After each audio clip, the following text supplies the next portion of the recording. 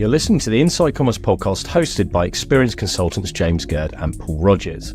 Inside Commerce is your fast track to digital knowledge, featuring interviews with leading e-commerce retailers, industry thought leaders and the C-suite of key tech companies to explore the latest in digital strategy, customer experience and tech. Discover what the latest trends really mean and get practical advice based on experience to help fine-tune your e-commerce strategy and tech stack. Follow us on LinkedIn and reach out to James or Paul if you'd like to discuss an e-commerce project. We hope you enjoy the latest episode. Hello and welcome back to the Inside Commerce podcast. It's just me today as James is feeling under the weather, but I'm joined by a good friend of mine, Joe Fletcher, who I'll come on to in a second. Just wanted to remind everyone that the podcast is sponsored by Centra and Greban, and we'll talk a little bit more about those later on in the breaks. As I said, I'm joined by Joe Fletcher, who is someone that I've known for probably around 5 years. Is that right, Joe? Around that? Yeah, I think, 2019, 2020, I think, yeah, absolutely. Yeah, 2019, 2020. So I worked with Joe when he was e-commerce director at This Works, and we did a fairly early migration to Shopify Plus, and worked on a few other bits. And since then, Joe has left and moved to a really cool BI platform and analytics company. So Joe, why don't you introduce yourself and that cool BI analysis company? Absolutely, thanks, Paul. First of all, I've been a long-time listener of the pod, so it's great to be here, and thank you for having me. A bit about me. So I've spent my entire career in e-commerce, retail and digital. The first 12, 13 years of that was spent on the brand or client side, with being e-commerce director in a couple of places, including This Works, where, as you mentioned, Paul, that's where we met and made sense, sort of friendship since. And then more recently, consulting director at OmniCommerce. And OmniCommerce, we help brands and retailers make sense of data, in short. And so I'll reflect on some of that as we go through the conversation today. And I'm also a non-exec at performance marketing agency called Target. Perfect. Great. So I think e-commerce reporting. So today's episode is going to be focused on e-commerce reporting, data, measurement, and I guess, just putting data at the heart of businesses. And I think this is a really interesting topic. I've had lots of conversations around this recently as part of kind of re-platforming or change projects. And to be honest, I think so many people still struggle with this at every level of business. So the first question I want to ask, really high level, but what do you see? And I think, I feel like e-commerce has matured a lot. And, since iOS, there's a lot more. I think people are looking at particularly digital advertising very differently. But what do you see as the most critical KPIs for measuring actual growth, so incremental growth for an e-commerce brand? Yeah, so I think, first of all, I would definitely echo your sentiment on broader awareness of the topic and sort of belated awareness of the importance of the topic. I think using sort of social signals like LinkedIn has increased conversation around the topic. So, it's certainly relevant in that respect. In answer specifically to the question, I think more and more we're seeing it tie back to some of the fundamental business outcomes, the wider business outcomes. Sales and profit would be, two of the more obvious ones. And businesses understanding how, those departmental performance indicators all add up to the wider business outcomes. So I would say that's a big shift. And that's a spread that really goes throughout a lot of the reasons why businesses are approaching this at the moment. And I think part of that comes into unit economics and customer economics. So understanding in a more granular detail, and not just understanding in a silo, but an understanding across teams of how their activities feed into those things, and visibility around them. Now, obviously, business to business, the specific KPIs may be contingent on the objective of that business, whether they're, pursuing hyper growth or a more steady, profitable strategy, or anything in between. But fundamentally, I think that's the question. It comes back more than it ever did back to those sort of fundamental business outcomes. Greban create digital flagship stores for iconic brands of today and tomorrow. We are the #1 Centra agency in the world, with more than 50 Centra implementations to date. We are also e-commerce design specialists, platform and tech partner agnostic. Try our new e-commerce design subscription. Visit greben.com. That makes sense. I think that's part of the reason why MMM or media mix modeling and some of those other kind of models have become a bit more prominent over the last few years, along with all the iOS stuff and everything else.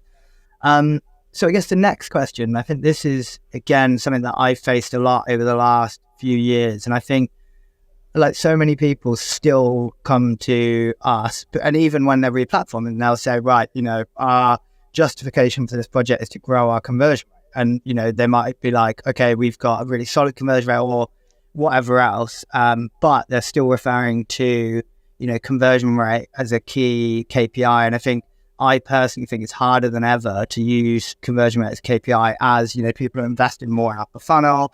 There's loads of variables around tracking. For a brand, you've got variables around inventory and everything else. So at its highest level, I think it's really hard to use that as an indicator of performance.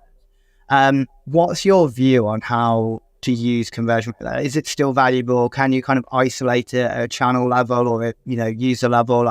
How can you actually still use conversion rate to make it meaningful?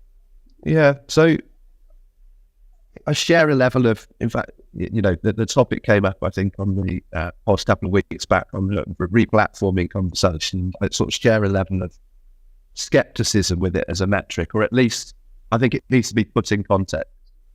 And I think, a good example of that is probably quite a stark example of that. But, one of the best things an e-commerce business out there can do to boost their conversion would be to turn off all of the paid traffic, but that wouldn't necessarily be conducive to a positive outcome, right? So again, I think it serves to highlight that, it needs to be put in context for a starting point. And then I think secondly, I think some of those more specific flows around the site and those specific micro conversion objectives are probably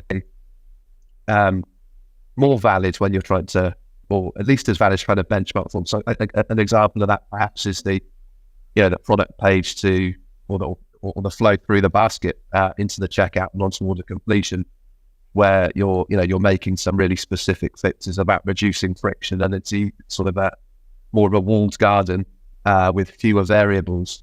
Because I think the problem with conversion rate is the unbelievable amount of variables that are affecting it. Anything from, product selection to the kind of traffic that you're throwing at the site to, time of year. I mean, and so, yes, I'm not dismissing its importance as a metric, but I do think that in context is important, and some of the more, I don't think venerating it above all other KPIs is the way to go, but look, breaking your site down and having some of those micro journeys, I would say so. Perhaps more appropriate. I think kind of 8 years ago it's a bit different when there was less upper funnel impact, or maybe people were kind of relying a bit more on Google, and it's just and obviously less tracking issues, and things were just a little bit more consistent, and tracking generally was a lot easier. I feel like over time it's become a lot less relevant. But I completely agree with your point as well when it comes to if you are doing a lot of top of funnel activity and you've got a lot of net new customers coming to the site, realistically there's a lot more chance of them converting at a lower level, things like submitting a form or adding to bag and whatever it is. I guess you want to be looking at those against some of those campaigns as well. So the next question, and I think this is kind of following on from that, but I think since GA4, and I think not many people would argue that, a lot of people in e-com have really struggled with GA4, and a lot of our clients now kind of avoid it, or at least avoid the kind of UI. They might pull data out into other systems or, into Looker or whatever else. But I think the big thing since that shift, or since end of life for UA, is that a lot of people would spend a lot of time looking at different reports in UA to understand kind of behavioural trends and also look for issues on that side. And it was a lot easier to kind of navigate those reports and build custom reports and work with the events and everything else. And for me, this is like a real gap. And we've got some clients that might invest in like a content square, but realistically it costs a fortune. And you're not always going to be able to justify it. In fact, it's really hard to justify that level of expense. What's your view on this? Like, how do you see people approaching it? Do you still think it's a gap? Centra is the only commerce platform built exclusively for fashion brands. Over 300 fashion brands run on Centra, including icons like Paul Smith, Jeff, Avenue, and Nudie Jeans. Centra solves business logic challenges for fashion brands like no other platform, and they are on a mission to help you scale up rapidly, globally, across all online and offline channels. Take your fashion brand global, faster, further, stronger today. I would agree that it's a gap, and I would also the fact that the sort of GA4 coming into play was a bit of a fork in the road in terms of the way that people. Well, it was a different product for a start, but the way that people used it also changed. I think it became a more technical product with an onus on the user to configure and to essentially mine data from it, which I think, probably is relevant for this behavioural piece, but probably a bigger thing actually, regarding GA4 is I think it's become a more technical product. I think the paradox is for me though, it's actually arguably, in terms of the data available to the user, arguably at least as powerful, if not more powerful than it once was, but it's just harder to get at. So I think it's shifted the onus on the user to either get data out of Google Analytics and into a third-party system where they can manipulate that data, or to really upskill themselves hard. And I haven't seen a huge amount of the latter. I think so. Yeah, I think similar sentiment really, and therefore a gap. And so I think the biggest shame at the moment, at least as I see it, is that there is a treasure trove of data, but it's not necessarily being utilised actually. And so, but that ultimately presents a bit of a problem, I think, for Google Analytics or business, because it's what good is it if it's there and businesses are finding it hard to leave you. So yeah, I think, but yeah, it's just what I've found, when OmniCommerce is, like I say, there's often the onus on getting the data out, doing something with it elsewhere, basically. One thing that I think is interesting now is, so the other day I was looking at a report for one of our clients, and actually kind of using some of the data from those kind of front end events has got much easier and better. But I think so many people now are so anti GA4 that I think people have just kind of written it off in terms of, doing stuff on the fly and using the UA. And I think that's the challenge now. But to me, it feels like no one's really, trying to build anything around the behavioral side apart from Content Square. And there's a few of the old solutions that used to rival Hotjar, which obviously been bought by Content Square, but it feels like a very underserved part of the market. Yeah, I completely agree. Completely agree with that. I think falling down the gap, there's a lot of things falling down the gaps between what people can track in, for businesses that are on Shopify, track within Shopify, track within GA, and there's lots of blank space there.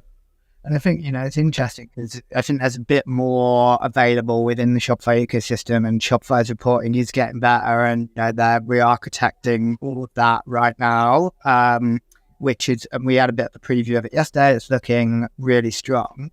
But I think it's outside of ecom, there's that's an even bigger gap, I guess, and you don't have these secondary sources of data that can kind of help you identify issues, etc. So yeah, really, really interesting one.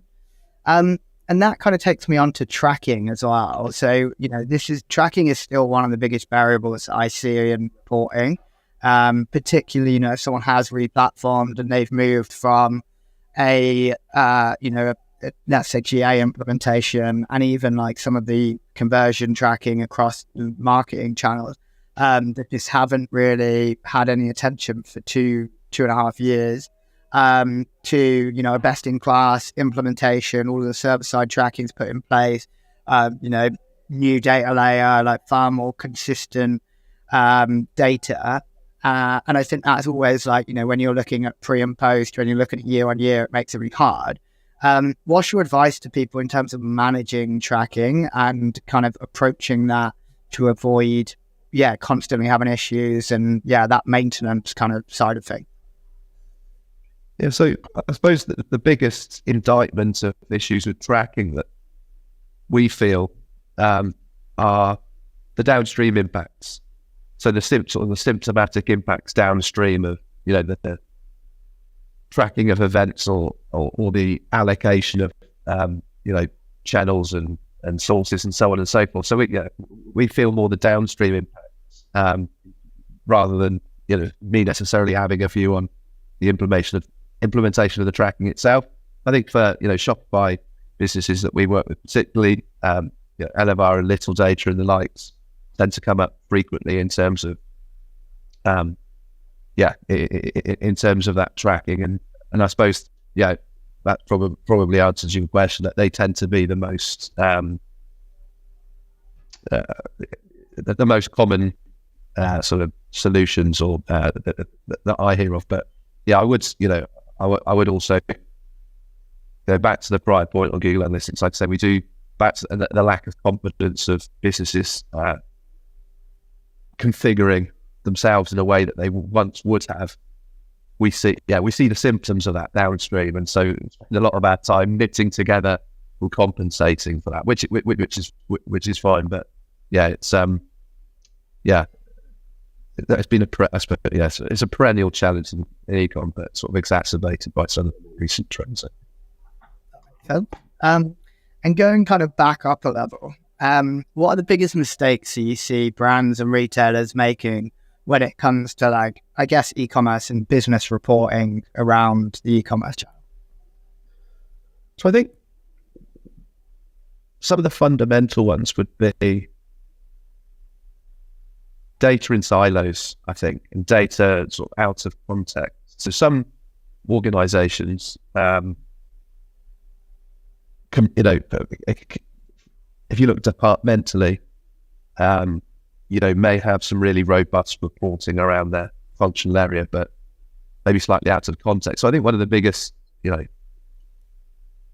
it's a mistake or whether it's just, not, whether you could call it a mistake or not, is up for debate. But I would say out of context and data in silos. So a couple of good examples of that. Conversion rate is one we've already mentioned, but I think another one is, from a marketing standpoint, it's probably sort of in-platform data and ROAS. So, similar conversation really, without a context of customer metrics that inform it and the profitability, of an individual ad or campaign or whatever it might be, it's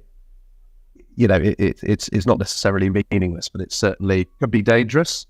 You see it all the time, claims of, you might see it in promotional materials or whatever from businesses around achieving ROAS of X or Y, or you might see it presented to you. But it's, which is fine, but I think out of context it can be quite dangerous and actually leads you down, really suboptimal route. So I think that's a good example. Another one I see is sort of, it's related, but I think it's around, again, to use another marketing example, but it comes up quite frequently around customer metrics and retention and acquisition. So, I think one of the best things a business can do, in my opinion, to strengthen its retention metrics is to get the retention and acquisition teams talking, because what a customer does on their first order can be a really big predictor of what they do over their lifetime. So what they buy, for example, or the extent to which they buy on a discount, or whether they come in as a subscribing save customer versus not. Loads of different examples of that. And so again, an acquisition team could be saying, look, our new customer numbers are through the roof, great cost per acquisition, great conversion rate, and then the retention team could have separate metrics around retention or frequency or lifetime value, all those sort of things. And they could be getting undermined because, the acquisition team are acquiring the wrong source of customer or whatever it might be. So I think that, they're all probably related back to that same thing, which is like the the sort of knitting together of like business functions and an appreciation that everyone's pulling in the same direction to ultimately a set of common objectives, which everything else ladders down from. So yeah, I think there's a few examples of that. That would probably be what I would say would be a big mistake, the most common mistake. Yeah, completely agree. So I guess next question. So another question or another topic that I tend to get involved in quite often is kind of business reporting, or kind of that main kind of master source of data that is used at the highest level of kind of reporting on trade, sales, revenue, etc. And obviously one solution, if a brand was looking at investing here, if they've got multiple channels and they're kind of pulling data from different places and pushing into spreadsheets, whatever else, would be to use OmniCommerce, which is obviously a kind of unified BI platform. And you've got your connectors and you can ingest data from other sources. And then there's obviously alternative solutions, but at certain levels, people might want to build their own kind of data warehousing BI stack. And there's obviously different approaches that are maybe more relevant to SMBs. Like, you've obviously worked within brands and you've seen a lot in the space. Like, what are the options that businesses have, and like how should a business approach this when they kind of come to saying, we need to invest in our business reporting and we want one central source of data? Yeah, so I think I'll start with saying I think there's an analogy really with wider tech selections and the kind of conversations that you have on the pods regularly on other topics, which I'm a sort of firm believer of requirements first and tech selection second, rather than the converse. And we do observe businesses investing in software or resource of various guises to fix problems that maybe aren't key problems or don't exist. So I think it comes back to the requirements of the business. What ultimately are the business's objectives? What are their KPIs that come down from those objectives? What are their visibility over those objectives? And so what are the gaps? So it might be gaps from a customer perspective, customer behavioural perspective, or it might be gaps from a marketing attribution perspective. It might be gaps from a understanding of profitability. Could be any combination of those things. And I think actually it's at OmniCommerce we sort of espouse that the aggregation of all of those different sources of data are fundamentally more powerful and give you more visibility to triangulate the data from all of those different systems to answer those business questions. But like I say, I think first thing I would say is it's needs first. So I would only advocate investing in solutions for any where there's a need and find something to meet that need. Then in terms of, how those needs are met, I suppose fundamentally I would say there's in simple terms, probably two key ways of meeting those needs. One, procuring software to meet those needs, in whatever guise that is, or secondly, to hire in order to build something entirely customer relevant to the business. The issues with the latter, I think, it would depend what size of businesses we're speaking to and what their priorities are. The issues with the latter is it tends to be more a team than a person, particularly sort of the mid-sized businesses out there. A lot of the businesses on Shopify, data engineering, data analysis, you need the sort of commercial element to, interpret all of the manifestations of that data. So it tends to actually involve more of a team. And so if you're a business that has real commitment to doing that, then, there are some advantages of that. But I think the first option, procuring software, particularly with what we're seeing in, particularly in the Shopify space, a proliferation of apps and technologies that are helping meet some of those micro needs around, like I say, customer analytics or, marketing attribution, whatever it might be. So yeah, a long-winded answer, really, but to say, I think start with the needs of the business and where you've got gaps in visibility.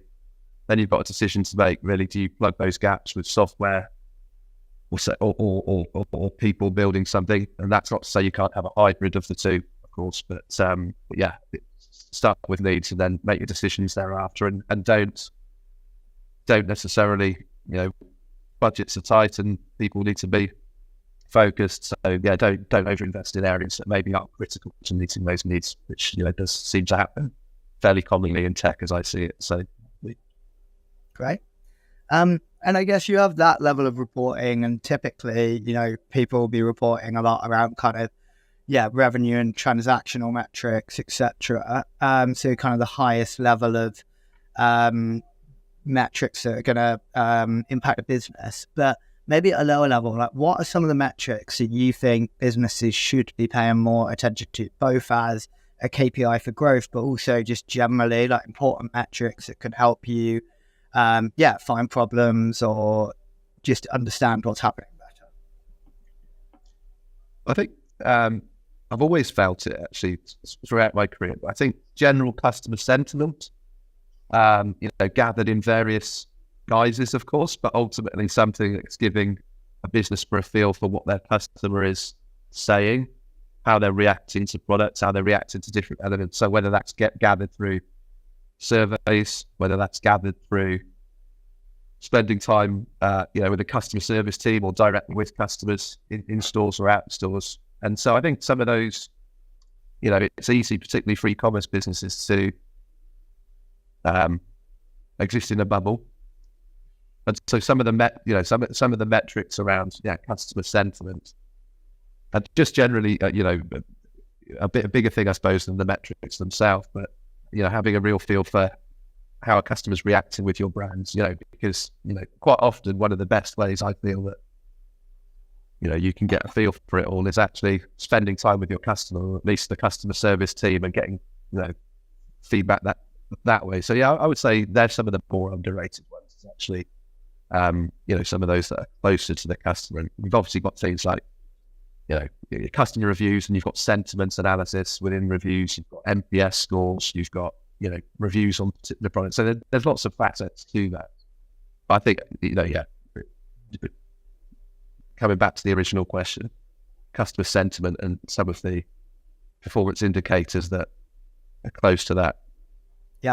Yeah, agreed. And I think returns is another one that we've started looking at a lot more recently, and like the impact of return. Yeah, I think that's another one that should be in that highest level of reporting for businesses often are. And I guess like coming on to another topic, which I think has become more prominent. So over the last few years, it feels like a lot more businesses are looking at like new customers as a key growth KPI. And typically you tend to see that a lot when it comes to like performance reporting and digital advertising. But like I personally feel that, more people within businesses should be looking at new versus returning, particularly when you're looking at, incrementality and like, return at a more granular level. Like, how do you think people should be looking at that? Like, how should businesses be splitting that out? So, I think this is, sort of a fundamental belief of mine that actually, splitting out the behaviours of new and repeat customers and understanding, performance through that lens is essential. Why do I think that? I think, it probably starts with actually when you're budgeting or forecasting a business.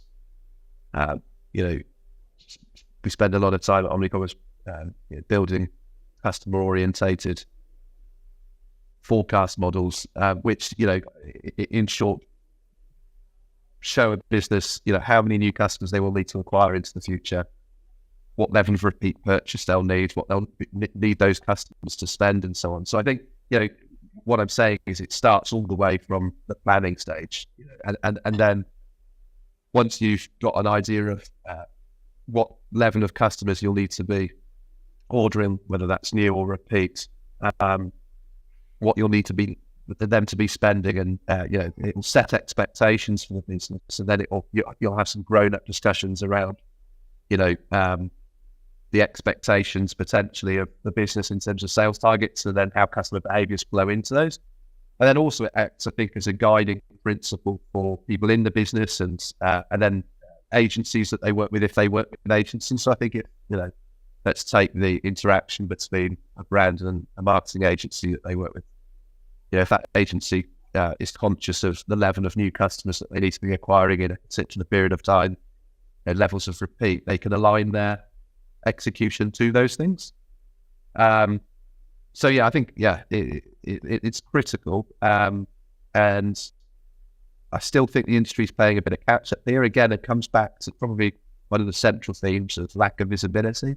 But I think going all the way from the planning right the way through to the execution, a breakdown of new and repeat and all that goes with it. New and repeat in its most simple terms. But there's a lot else besides tracking. It's talked through, but won't. But I think critical in answer to your question, and there's sort of an increasing realization of why it is important. Lovely. And then I think another that we haven't really talked too much about, kind of measuring the value of customers and using data in that area. So I guess you obviously house so much data, and often you guys are kind of retained when it comes to this kind of reporting and insights type stuff.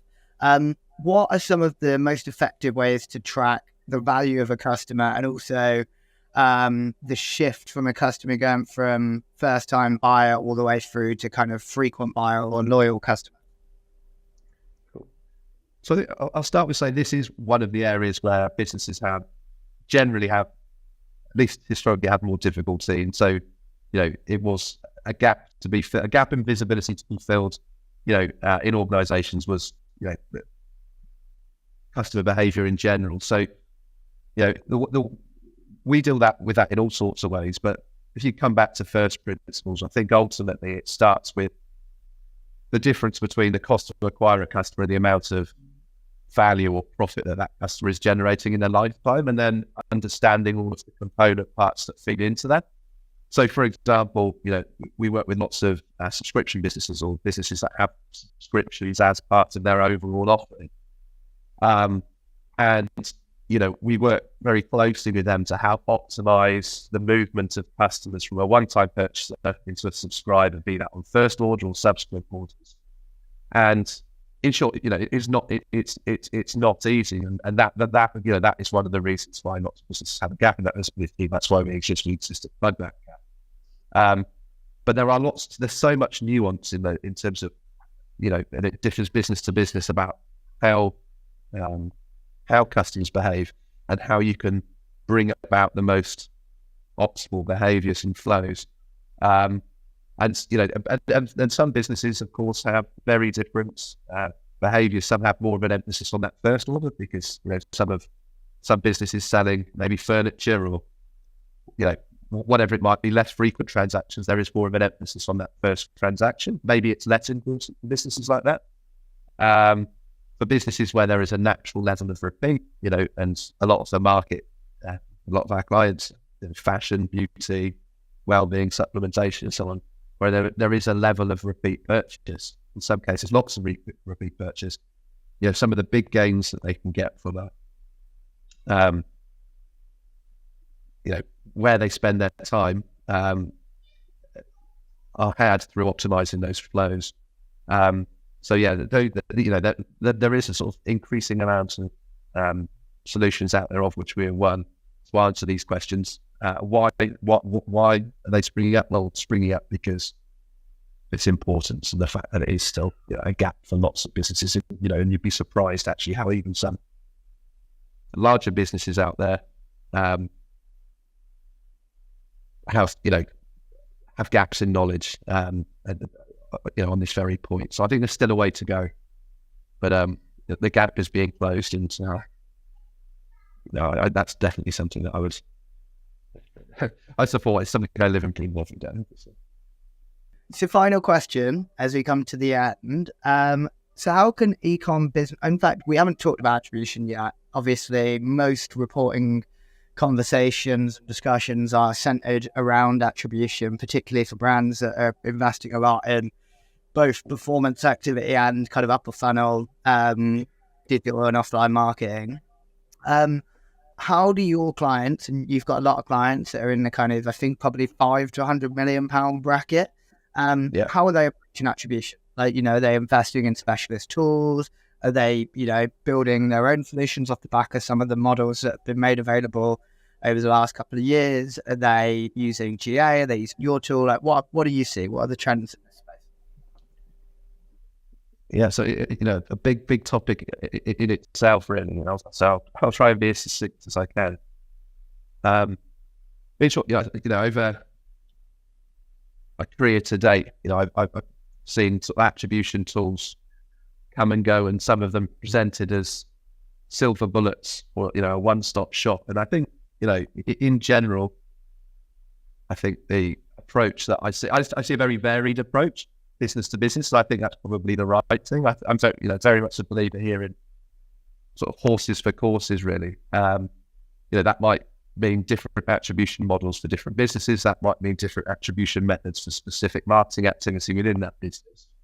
So, I think, and then hybrids of different types of attribution. So, ultimately, I think if we elevate back above the marketing channel for a minute, I think coming back to things like cost per acquisition on a blended basis, profit for every new customer, lifetime value, and so on. I think ultimately things feeding back into those are important. So again, without sort of undermining my earlier statement, I do think those business line metrics ultimately are sort of guiding principles. And then to understand behaviour at channel level, like I say, I think really mixed. So we've got, see examples of in-platform data, Google Analytics, Shopify Analytics.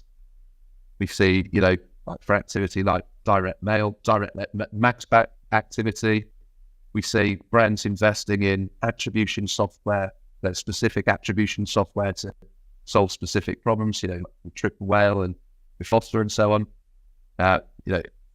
MMM, being increasingly more sort of democratic in the sense that it's open source effectively and so on. So we utilize that at OmniCommerce.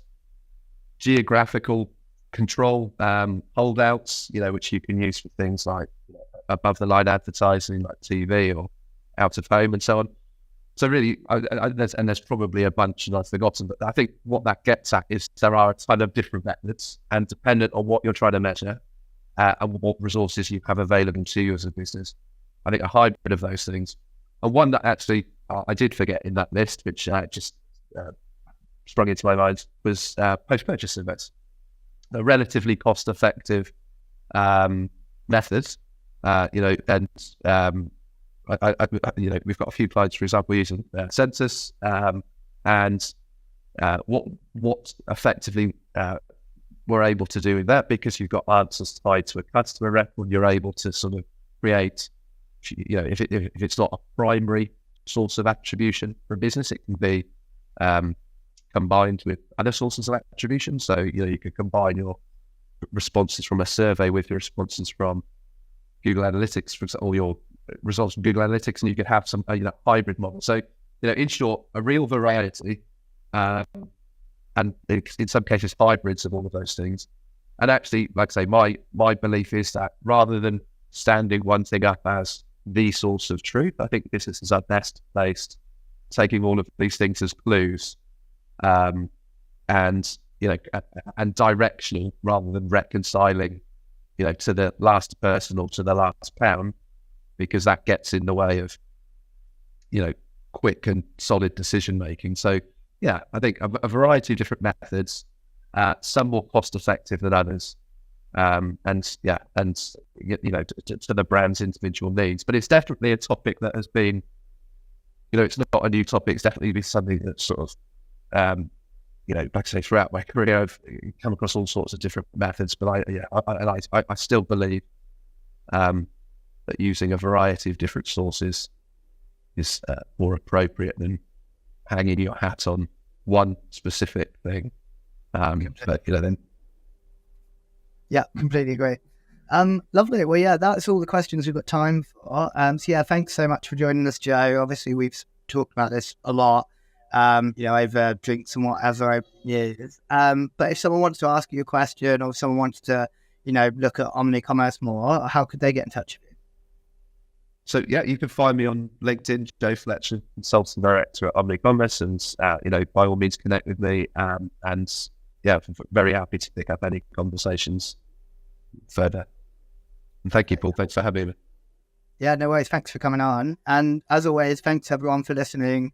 Really appreciate your support. And yeah, if you could like or follow us on the various podcast channels, that helps us just to continue growing. Thanks everyone for listening. You're listening to the Inside Commerce podcast hosted by experienced consultants James Gerd and Paul Rogers. Inside Commerce is your fast track to digital knowledge, featuring interviews with leading e-commerce retailers, industry thought leaders, and the C-suite of key tech companies to explore the latest in digital strategy, customer experience, and tech. Discover what the latest trends really mean and get practical advice based on experience to help fine-tune your e-com strategy and tech stack. Follow us on LinkedIn and reach out to James or Paul if you'd like to discuss an e-commerce project. We hope you enjoy the latest episode.